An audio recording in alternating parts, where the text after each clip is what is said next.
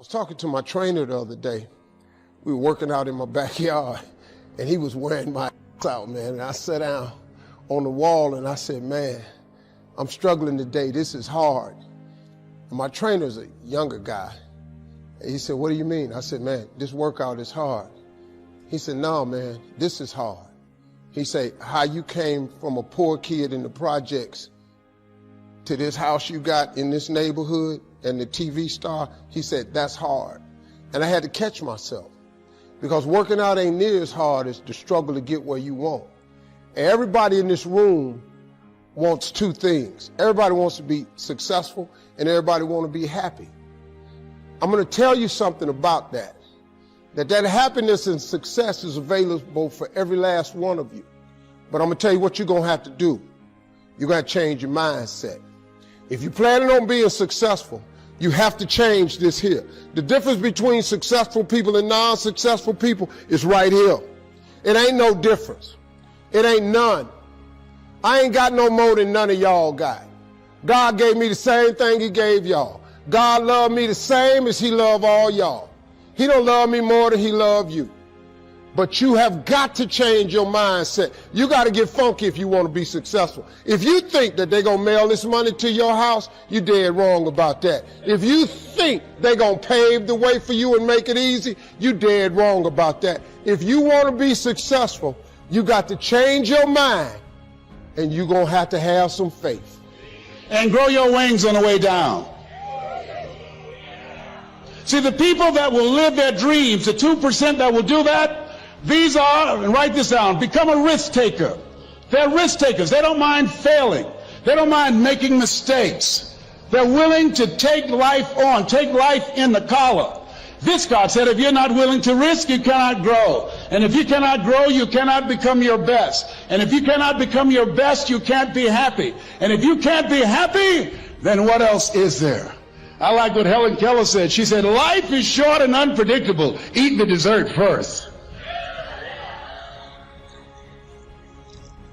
Here's something else. Write this down. Make it important to become financially independent.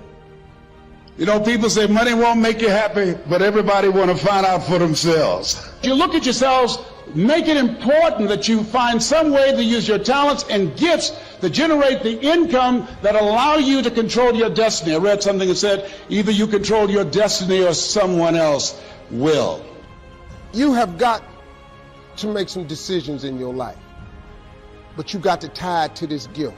Your gift is the thing that you do the absolute best with the least amount of effort. That's your God-given gift. He didn't hide it from you. He didn't put it under the rocks. He didn't hide it in the ocean. You don't need no map to find it. God put it right here when he made you. All y'all are gifted at something. The Bible says your gift will make room for you and put you in the presence of great men. That's a scripture. That ain't a theory of mine.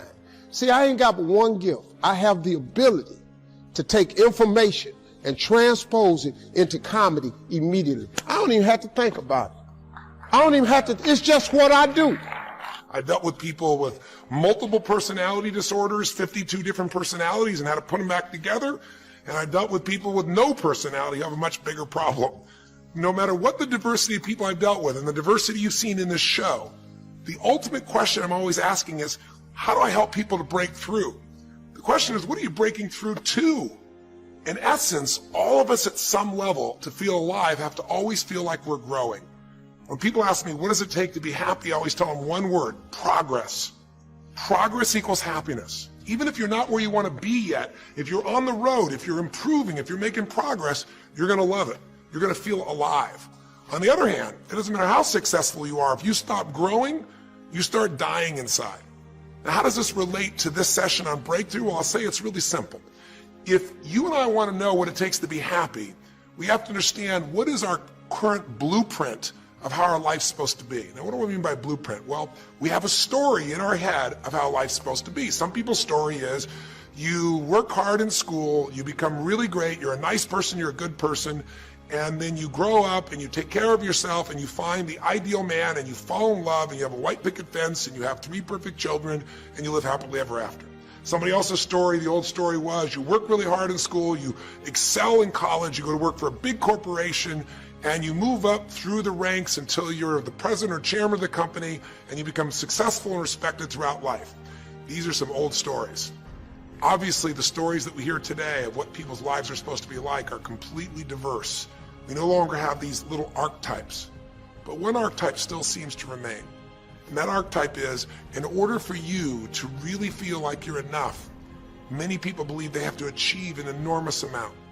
They may do it in different ways. They may do it by building a company and taking it public when they're 27 or 25 years old, or they find and create a new technology, or they become a very special doctor. But we live in a culture in the West that teaches people that you're not enough unless you do something really special and unique, and we define special and unique in interesting ways. So you got to make it important to take care of yourself. Put that at the top of the list, because you can't do well and can't do good work if you don't feel good. We don't want to be like the man who said, if I'd known I'd live this long, I'd have taken better care of myself. Here's something else. Repeat after me, please. OQP. Only quality people. Yes, look at your relationships and ask yourself the question, Jim Rohn would ask this question, what is this relationship doing to me? Sidney Poitier wrote a book called The Measure of a Man. I love the tapes because I love his voice. He said, when you go for a walk with someone, something happens without being spoken. He said, either you adjust to their pace or they adjust to your pace. Whose pace have you adjusted to? MIT did a study, and the study indicated that you earned within $2,000 to $3,000 of your closest friends and associates earn. Who's impacting you? Who's in your ear? What influence do they have on you? Dr. Dennis Kimbrough said, if you're the smartest one in your group, you need to get a new group. So practice the principle of OQP, only quality people. And somebody's saying, Les, can I change them? No, it's a full-time job changing yourself. Some people are so negative, they'll walk into a dark room and begin to develop.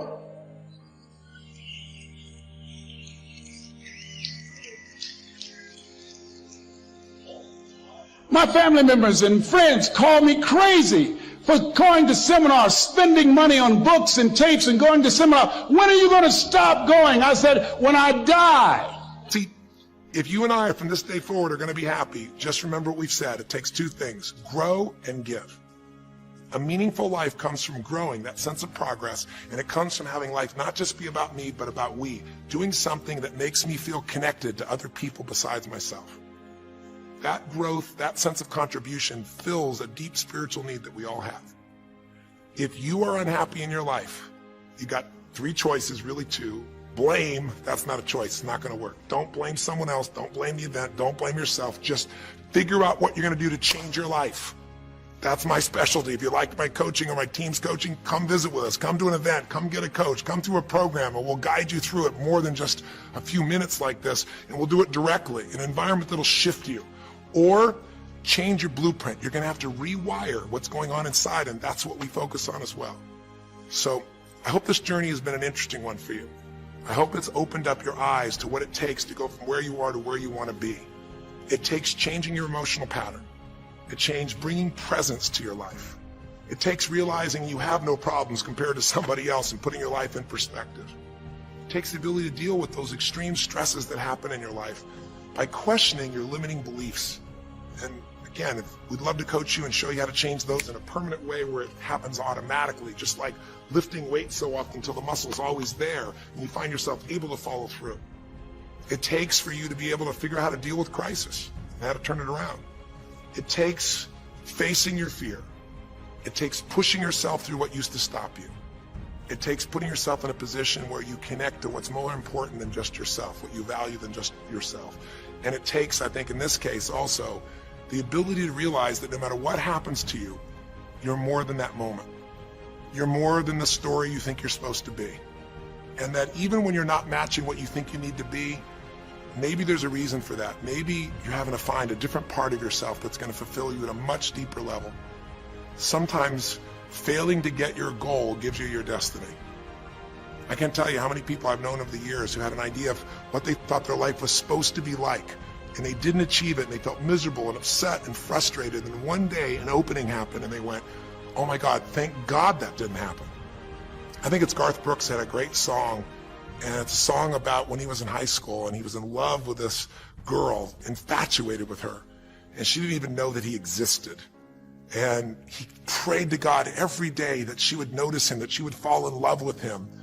And then sure enough, she never did. He was so disappointed. His blueprint didn't match. His life didn't match it because she didn't even know he existed. And he felt this suffering. He could do nothing to turn it around.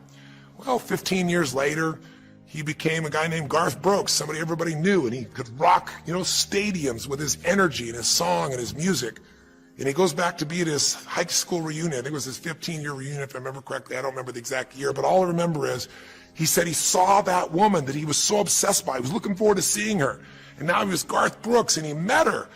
And after he met her and spent some time with her, he wrote a song called Thank God for Unanswered Prayers. Sometimes not getting your blueprint's the best thing that ever happened, because the disappointment drives you to find something more important inside of you. Or not getting it makes you look for another aspect of your life, a spiritual aspect, a family aspect, a physical aspect. If you can just trust that life doesn't happen to you, it happens for you, then you can find in any situation a benefit that can take your life to the next level. I don't care if you're Frank and Kristen. I don't care if you're, Mandy and Scott. I don't care if you're Joaquin and Kim. Every one of us in our life is going to face situations where it feels like we have total trauma, something that's been taken from us. The real question is, what are you going to do with it? Some people just live in their story of what they don't have, and they have the right to do that. If Frank and Kristen lived in pain and felt bad, we'd all say they have the right to do it. It's the difference between what you have the right to do and what you deserve to give yourself and others. We have the ability to transcend whatever happens to us. There's something called post-traumatic growth. Very few people know about it. Two people go through the same stress. One's destroyed, the other grows. What's the difference? The people that grow will not give up. They don't have any excuses. They find the way to break through whatever it takes. And when they do, three things happen. Number one, they realize who they really are and what they're capable of. They realize they're so much stronger than they thought they were. And number two, they deepen all their relationships. You want to know who really cares about you, who you love and who loves you? Go through some tragedy, go through some hard times. All your Facebook friends go away. Your real friends, your real family shows up for you, and you show up for them. And it deepens your relationships.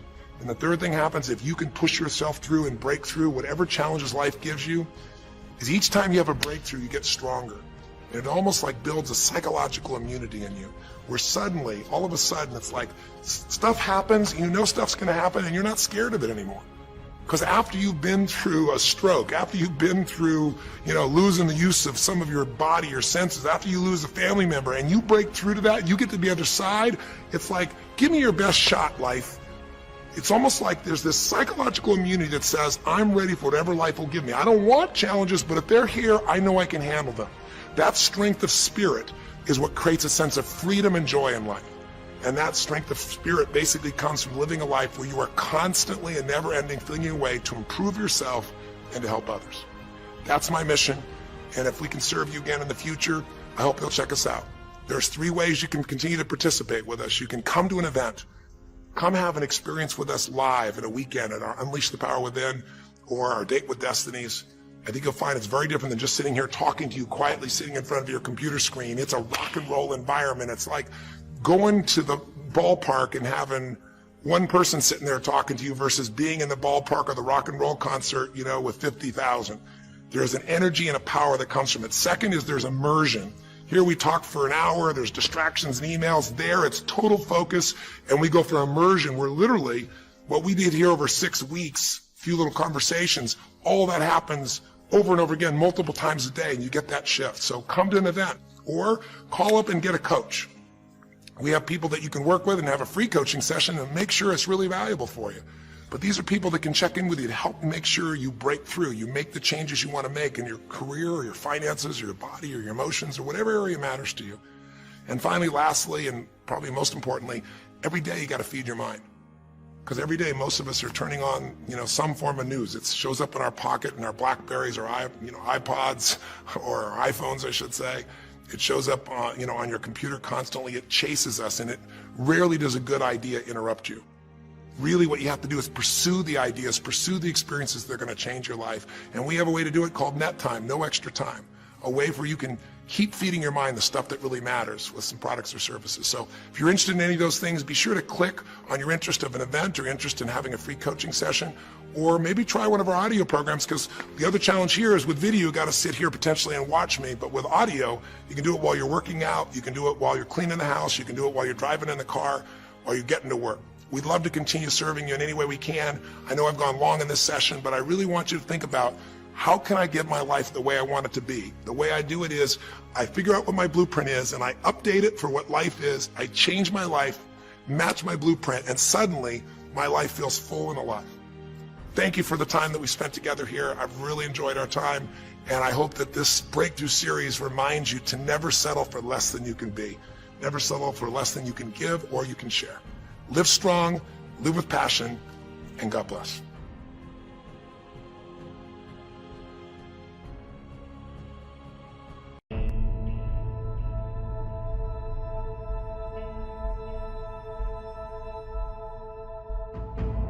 Listen to what I'm saying, people. You are the future. I do not want you to start thinking as small as your bank account. Be obedient to the visions, the ideas. Move on them. Out of sight, out of mind. It's grind season, it's hustle season. I need to awaken the beast inside of you. If you make it to the end of this video again, I want you to write, the world is an empty canvas waiting on new thoughts to think. And it's on us to create those thoughts. It is your responsibility to be obedient to God's visions. How dare you have God to send you a vision and a thought and an idea, or show up and reveal these things and ideas to you in your dream. It can be you writing a book. It can be you with all of your arts and crafts and designs. It can be you with sports. What are your visions and ideas that God has sent you? What is it? What's taking you so long to move on it? Put your money together. Budget your money. Make the move. Make the move. Just do it. And guess what? If you hit a wall, get your ass back up and keep going. I've made it this far from hearing way more no's than I've heard yeses. But I'm not afraid of the word no.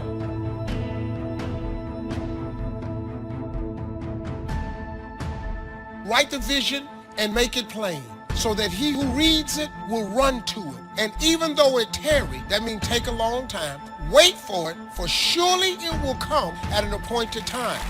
Listen to me. That's real. If you don't think it's real, I dare you to try it. Write everything you want on a piece of paper. Everything. Use your wildest imagination. If you can think it, you can achieve it. Write it on a piece of paper. Read it every morning and every night. Come back here 1 year from today and see how much of that stuff then came true. You have to write it. If it's not written, you reduce your chances greatly of it ever occurring.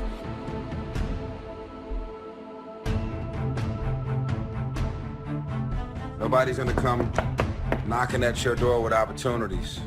You gotta create them. Out of sight, out of mind. We talked about this before. Out of sight, out of mind. No one will ever have you in mind for anything unless you have yourself in mind for it. Get on people's radars. That's it. Gotta interact, socialize, get around the right people. Out of sight, out of mind, people. I can't tell y'all enough. What is the plan? Any man with no plan shall perish. What is the idea? What is the vision? What is it? What's happening? What's going on in your mind that the world needs to experience?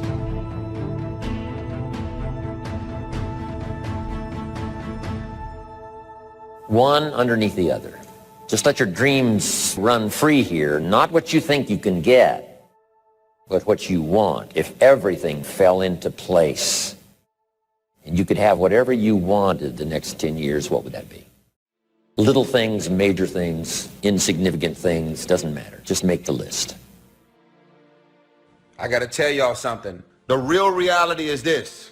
When you decide what you want to do for your life and your career, when God sends you a vision, a bold vision and confirmation around that book you were supposed to write. Anything. It's going to be your family and friends and loved ones to be the first ones to try and talk you out of greatness. Because why? They were never sent that vision. They were never sent that idea. They were never sent that concept. As a matter of fact, if you try and explain it, they're still not going to get it. Because you see the invisible. You see what's not there. Only those that can see the invisible can do the impossible. You have to be able to see what's not there in order to pull off the impossible. Be clear in your mind in what you intend to achieve. Know what you are going to do. That doesn't seem like too much to ask. But how often do we see people going through their lives without knowing what they are trying to do, without having any intent, without having a clear mission? I'm talking on an individual level. As a person, people go through their lives without knowing what it is they want to do, what they want to accomplish. Know what your mission is. Know what your intent, as the commander of your life, know what your intent is, and then fight with everything you've got to win.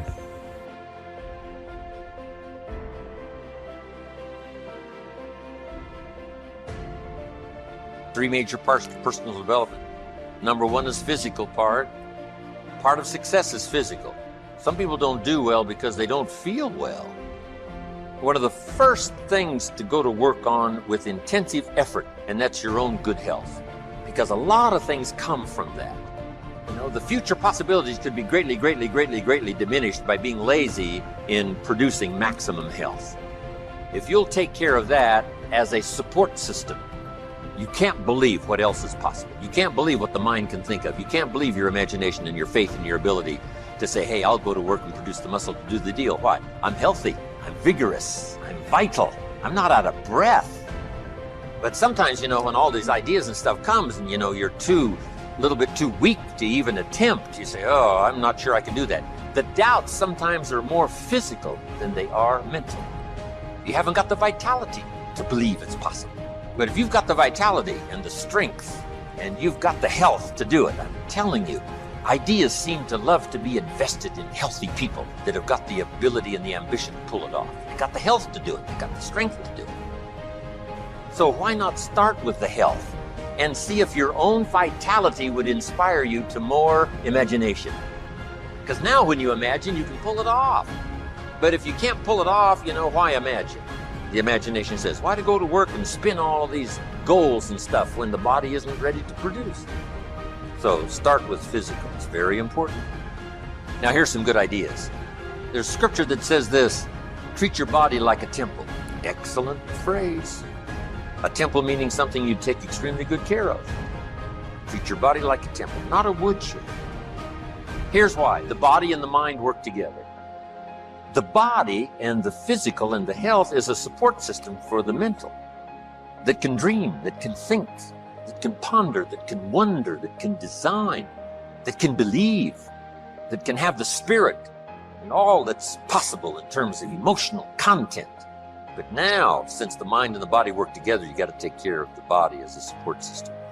One wise man said sometimes the spirit is willing, but the body is weak. See, that's a sad combination, a willing spirit and a weak body. Sad. You wake up in the morning, right? The mind says, let's go get him. The body says, I can't even get out of bed. So have a talk with yourself and say, this is the last time I'm going to be out of breath. This is the last time I will lack the vitality to pull off my dreams.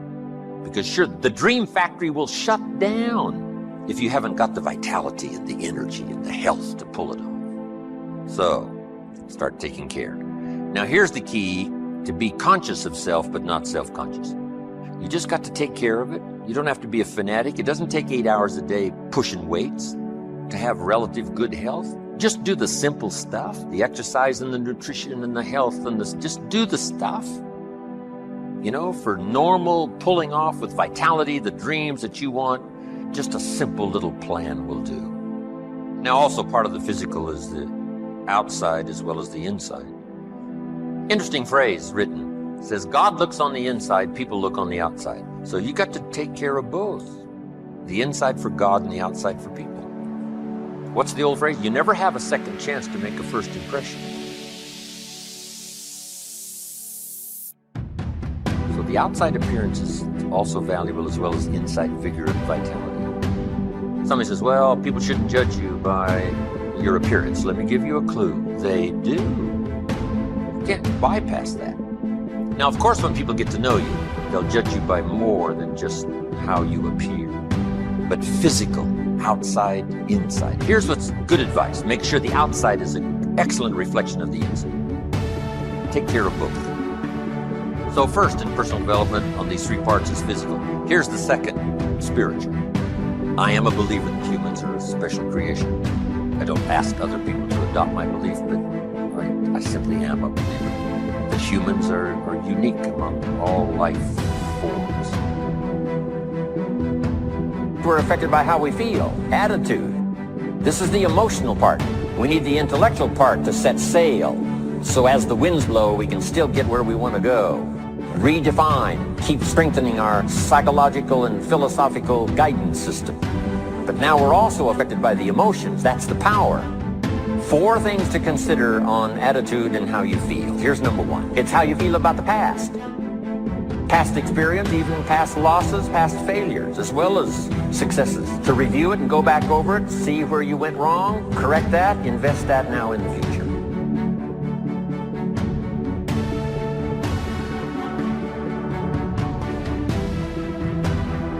Don't live in the past, and don't carry the past around like a burden, but simply use your past as one of your mentors to help refine mistakes, make some changes that you can invest now in the future.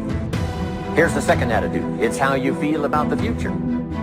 We look back for experience, but number 2, we look forward for inspiration. Take some time and decide what you want. Where do you want to go? What do you want to do the next 10 years, 20 years? How about the people you want to meet, the cities you want to visit, experiences you'd like to have over this next period of time? Here's the next key. Write it all down. Building a life is like building a house. You wouldn't start building the house until you had it finished. So I'm asking you not to be casual anymore. Start designing the future for yourself, for your family, for your business. Okay? Decide what you want. So from the past we get experience, from the future we get excitement. Now here's the next advice. Put everything on your list of goals. Little things, insignificant to someone else but important to you. So set goals. Set the goals that'll turn you on, goals that'll get you excited. Put everything on your list. Now, here's the next attitude. It's very important how you feel about everybody. If you want to be a leader extraordinaire, here's what you learn. Each of us need all of us. One person doesn't make an economy. One person doesn't make a symphony orchestra. Each of us need all of us, and all of us need each of us. Each gift is important as we bring it to the table, as we bring it to the community. Now here's the last one on attitude. It's how you feel about yourself. Nothing more powerful than self-confidence to start multiplying your income by 2, by 3, by 5, by 10.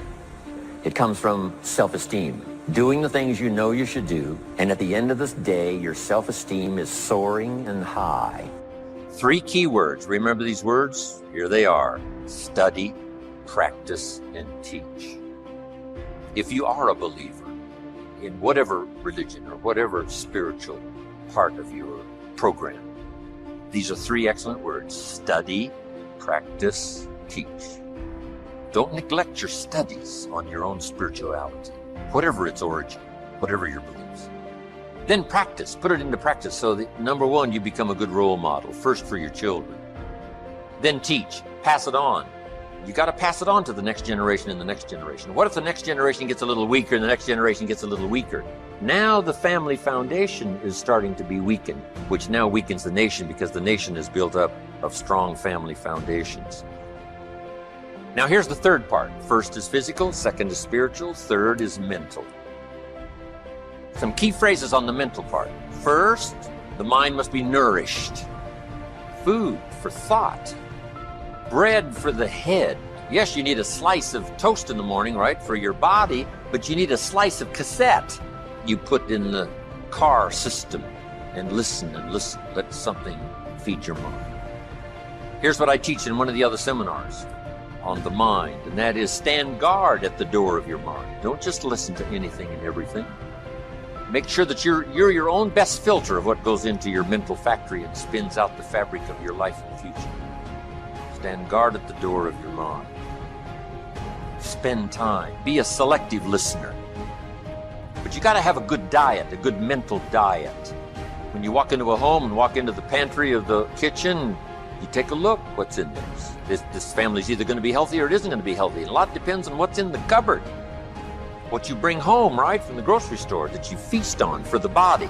Now here's what's important. A proper menu for the mind to make sure that it's got a wide range of nourishment. Because the mind needs the full education. The education of the dangers of life as well as the possibilities of life.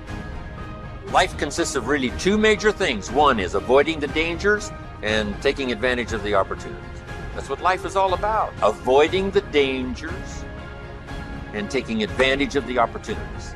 Now, by education, you've got to be able to see both, where somebody points out to you, these are the dangers, these are the possibilities.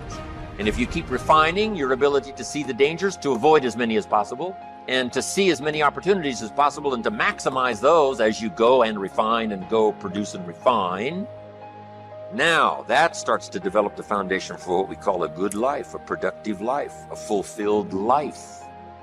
And we need this mental input so that you'll have mental food to feast on long after the lights are out and we've left the premises. Now, we also need mental exercise. We talked about debate earlier. That's good mental exercise. Is it or isn't it? Here's what's important: to debate with yourself, to look at both sides of the issue. You must be a student of tragedy as well as triumph. You must be a student of ill as well as good. Ideas, learning to debate with yourself what's good, what's bad, what's good for you, what isn't good for you. Keep your mind vigorous. Study evil as well as good. You need a good library. And in this library, you need all kinds of diversity. You need a book on Gandhi and you need a book on Hitler. Gandhi to show you how high and lofty someone's ambitions that are noble can go, and the other one to show you how despicable and low someone can sink in terms of pure evil embodied in a human. Don't be afraid of the debate. Don't be afraid of the health debate. Don't be afraid of the religious debate, the spiritual debate. Don't be afraid for something you believe in to be challenged, because that's where the vigor and the flourishing of something is. It survives the debate. If it survives the debate, it's a pretty good idea. Okay, mental exercises. So, feed the mind, debate, exercise, a continual diet. You can't go too long in between the classes and the schools and the seminars and the sermons where things are being taught of value. Here's what else is important. You got to go to everything you can afford. Have a good plan, weekly plan, monthly plan to go to a variety of things, go to a variety of things, go to a variety of things. And don't miss the chance. Even if you're involved in a certain company and they say, we're going to have a training class, you say, I've been to one of those. I'm asking, you got to go again, and you got to go again. You can't get it all the first time. When they call a little training class, make sure you're there. Here's why. Some of them are going to be life-changing. And you don't know which experience is going to be life-changing. You can't pick the one. You just got to go, go, go, go. One is life-changing. You go again, you go again, you go again. Another one is life-changing. For the people that were there, somebody that you met, something that you heard, and that one was just perfect. The atmosphere was right, the crowd was right, and everything was right, and you'll never be the same again. And you don't know which one that's going to be. That's why you've got to pursue. Go often, have a good plan for the search of knowledge and ideas that can inspire to the best of your potential. If you make it to the end of this video, I want you to write this. The world is an empty canvas waiting on new thoughts to think. And it's on us, creative visionaries. It's on us to create those thoughts. You pop up with the vision and the idea, and everybody, monkey see, monkey do, they all fall in line. They want to do exactly what you did. What is that vision? What is that idea that you're sitting on? What is that dream that showed up to you and only you? You have to have everything you want written. If you do not have it written down, your chances of it happening is reduced drastically because it's a principle of success.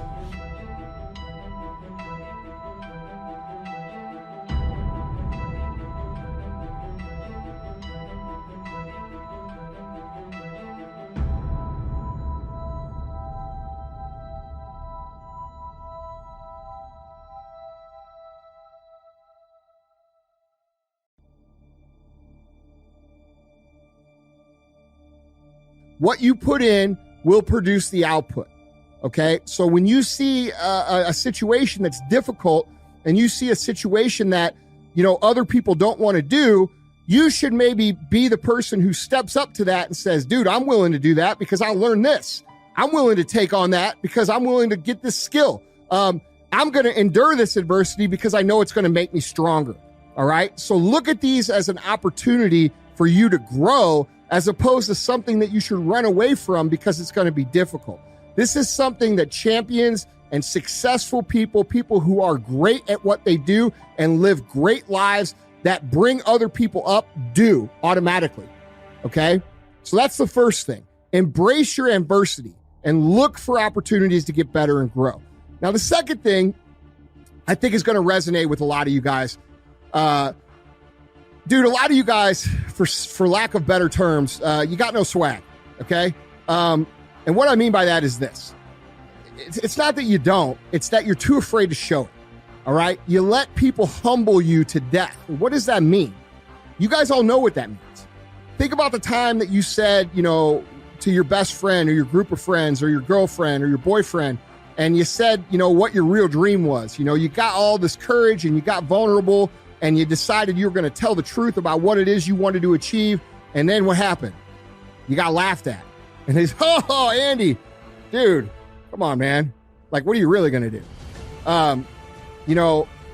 Or when you start making progress, like a lot of you guys, in your fitness journey, you see, you start to make progress and you have people kind of hate on it passively, right?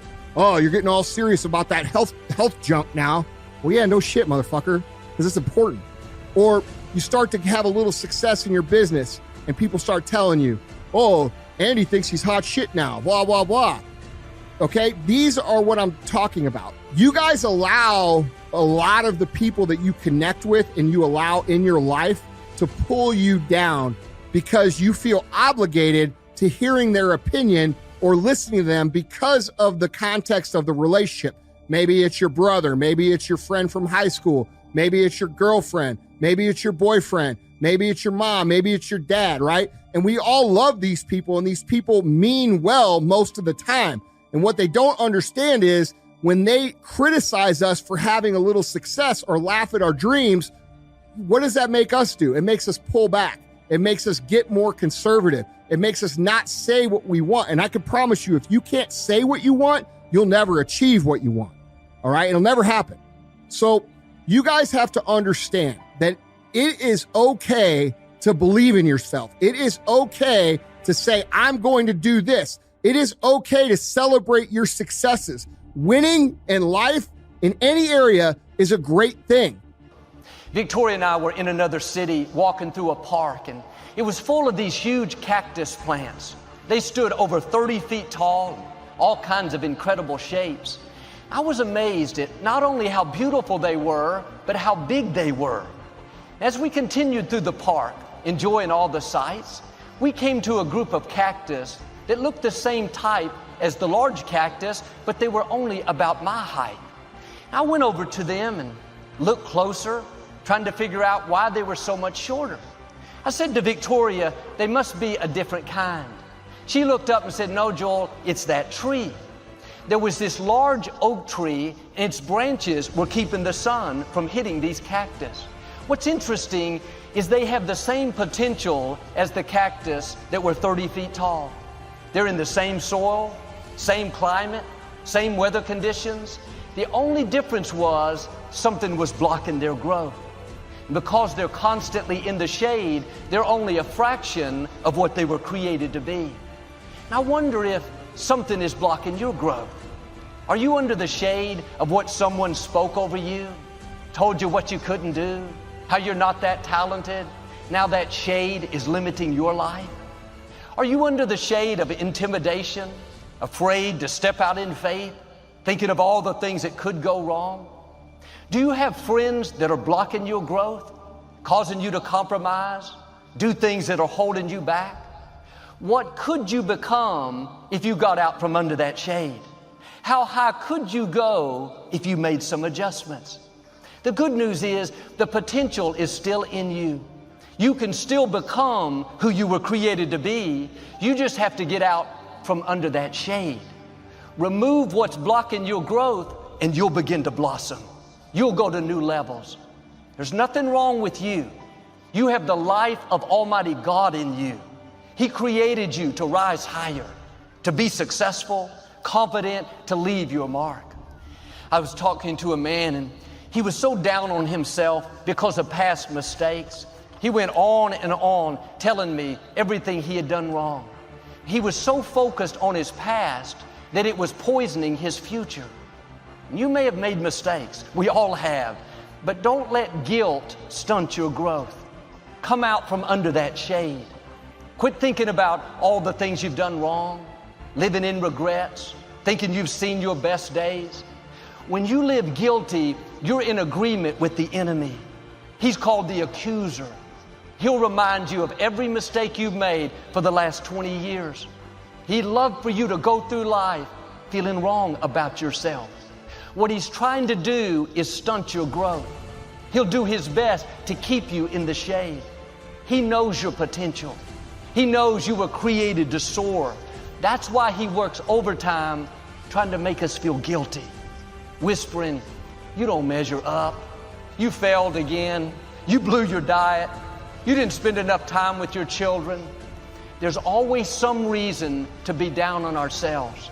You have to put your foot down and say, no thanks, I'm not living under that shade. I know I'm forgiven, I'm redeemed, my past is over, my present is secure, my future is bright. Can you be committed to the process of what you're doing without being emotionally attached to the results of what you're doing? Can you be committed to the process of what you're doing without being emotionally attached to the results of what you're doing? In other words, if you don't get what you thought you was going to get, will you still be the same individual? If the situation don't turn out the way you thought it would turn out, will you still be the same individual? The quote says it, you judge the character of a man not by where he stands in times of comfort and convenience. You judge the character of a man by where he stands in times of challenge and controversy. Like, I don't care what a cat do when everything goes right. I don't. Because everybody knows to smile. Everybody gonna celebrate when you win a game. Everybody gonna be in your corner and talking about how great you are. But when the opposition happens, when it gets hot, right? When cats don't want it and don't want to be a part of it, when things start going south and a cat jumps on your head and you're like, man, it's not what I thought it was, right? The crazy thing about it is most cats remind me of one of my freshman roommates when we first got our Pell Grant check, right? And I'll never forget, I got $2,500 and he got close to $4,000. And when I looked at him, I said, man, I ain't never had this much money before. He's like, me neither. I said, man, I'm going to the bank. I'm about to open up me an account. I'm gonna put this in the bank. My man says to me, Ink, I'm gonna go to Foot Locker. I'm about to spend all this. I'm like, all right, cool, but come with me to the bank, man. You need to save a little bit of that. I said, you might not get that much again. He's like, that's the problem. I said, come with me to the bank. He come with me to the bank, open up an account. I put my money in the bank. He goes straight to the mall, exactly what he said he was gonna do. We walk in Foot Locker, let me get those J's. He's splurging. All right, we get to the counter. Lady starts ringing it up. He gives her the card. She swipes the card. Card didn't go through. He looked at me. I said, don't look at me, big spender. You the man. He said, ma'am, I know I got the money. Football office gave it to me. And you swipe it again. She swiped it again. Card didn't go through. He looked at me. I said, don't look at me, big money tight grip. You the man. He said, ma'am, can you swipe it again? I know I got the money. She swiped it. Didn't go through. She handed him the card back, and I'll never forget, she said to him, sir, you haven't even pulled a strip off the back of the card to activate the card. She said, you got the money. She said, but you haven't even called to activate it. And when you look at some young cats, you're like, man, you could be great. But you haven't even pulled a strip off to activate it. Like, you can operate in a level of excellence in everything you do, but you haven't even pulled a strip off to activate it. Right? You're living on reserve, and most cats live on reserve. And what I mean by living on reserve, most cats do things in such a way to where when they get to a certain point, their heart is like a Cadillac converter in a car. Right? You know what a Cadillac converter is? It's when you're in a certain car and you try to push it to the limit, and when it gets to the limit, the car says, And every time you try to mash it, the car, because it hasn't been to that point before, and that's the heart of most cats. When they get to a certain point that they haven't been to before, they retreat.